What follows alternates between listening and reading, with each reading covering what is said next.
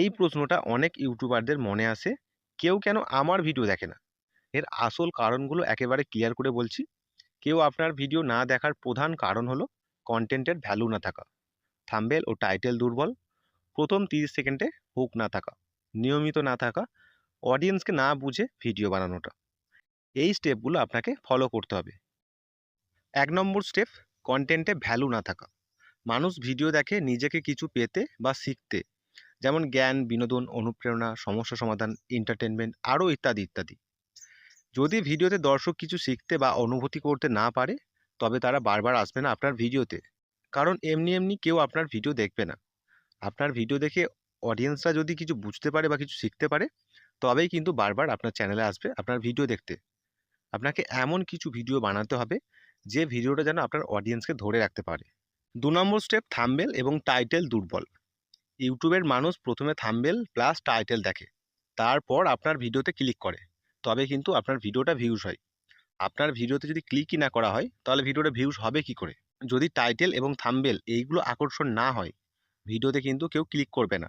আপনাকে টাইটেল এবং থাম্বনেল এই দুটোকে আকর্ষণীয় করতে হবে, যাতে অডিয়েন্স দেখার সাথে সাথে আপনার ভিডিওতে ক্লিক করে। ৩ নম্বর স্টেপ, প্রথম 30 সেকেন্ডে হুক না থাকা। দেখুন, ভিডিওর শুরুতেই যদি দর্শক বুঝতে না পারে আজকের এই ভিডিও তার জন্য প্রয়োজন না প্রয়োজন নয়, তারা তো স্কিপ করবেই। অতএব প্রথম 30 সেকেন্ডে আপনাকে জানাতে হবে আপনার ভিডিওটার ব্যাপারে, যাতে আপনার দর্শক সহজেই বুঝতে পারে কোন বিষয় নিয়ে আজকের এই ভিডিও। তাই প্রথম 30 সেকেন্ডে আপনাকে প্রমিস বা টুইস্ট দিতে হবে, যাতে ভিডিও স্কিপ না করে এবং পুরো ভিডিওটা দেখে।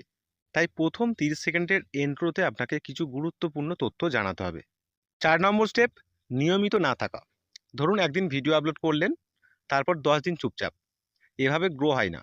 ইউটিউব অ্যালগোরিদম দেখে আপনি নিয়মিত নাকি। আপনাকে নিয়মিতভাবে ইউটিউবে আপলোড করতে হবে, নিয়মিতভাবে ইউটিউবে কাজ করতে হবে, নিয়মিতভাবে ইউটিউবকে সময় দিতে হবে। তবে ইউটিউব আপনার ভিডিওটা দেখানোর জন্য প্রমোট করবে। ৫ নম্বর স্টেপ, এসইও না করা। ভিডিওর title, description, tag, search keywords ব্যবহার না করলে আপনার ভিডিও সার্চ রেকমেন্ডে আসবে না। আপনার ভিডিওর টাইটেল, ডেসক্রিপশন, ট্যাগ এবং সার্চ কিওয়ার্ডস এগুলো আপনাকে ঠিক করে এসইও করতে হবে। তবে আপনার ভিডিও সার্চ রেকমেন্ডে আসবে। কেউ যদি আপনার ভিডিও সার্চ করে, তারপর কিন্তু আপনার ভিডিওটা ইউটিউব টপে শো করবে। আপনাকে ঠিক করে টাইটেল, ডেসক্রিপশন এবং ট্যাগ এই ৩টে ঠিক করে এসইও করতে হবে। ৬ নম্বর স্টেপ, অডিয়েন্সকে না বুঝে ভিডিও বানানো। আপনি যা চান তাই বানালেন, কিন্তু দর্শক সেটা চায় কি?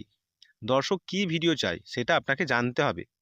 ভিডিও শেষে আপনার দর্শককে আপনাকে জানাতে হবে, যেমন আমি আপনাদেরকে জানাচ্ছি, যে এই ৬টা স্টেপের মধ্যে আপনার মেন সমস্যা কোনটা, সেটা আপনি কমেন্ট করে জানাতে পারেন।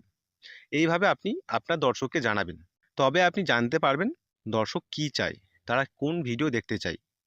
দর্শকের সমস্যা, আগ্রহ বুঝতে হবে। তবে আপনার ভিডিওকে আপনার দর্শকরা পছন্দ করবে। আর এই ৬টা স্টেপ আপনাকে ফলো করতে হবে। কোনো রকম যদি বুঝতে অসুবিধা হয়, তাহলে আপনি কমেন্ট করে জানান। আমি অবশ্যই আপনাদেরকে জানানোর চেষ্টা করব।